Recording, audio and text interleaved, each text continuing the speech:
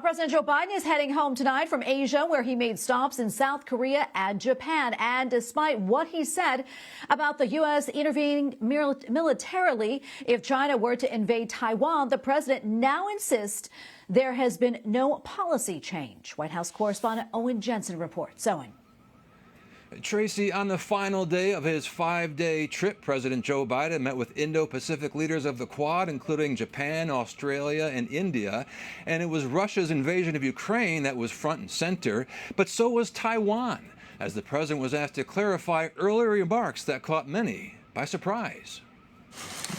In Tokyo, as the leaders of the Quad nations gather for a group photo, in came the questions on Taiwan. Mr. President, is the policy of strategic ambiguity towards Taiwan dead? No. Could you explain? No. A moment later, the president was also asked by another reporter if he would send troops to Taiwan if China invaded the self-ruled island that it claims as its own. Our policy has not changed at all. I stated that when I made my statement yesterday. Mr. President, you said that you would intervene militarily to defend Taiwan, though.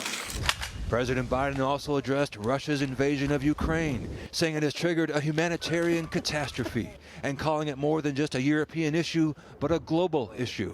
It appears to me that Putin is just trying to extinguish a culture.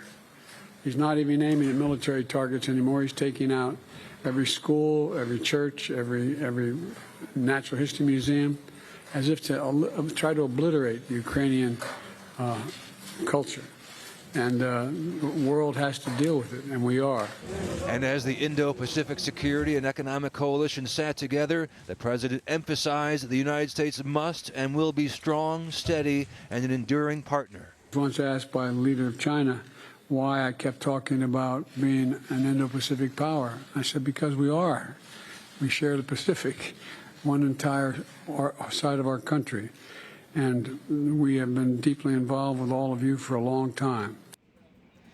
Now, during President Biden's trip, Chinese and Russian strategic bombers conducted joint flights around Japan.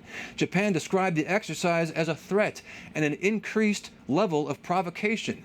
China, for its part, complains the Quad is trying to form an Asian NATO. At the White House, Owen Jensen, EWTN News Nightly.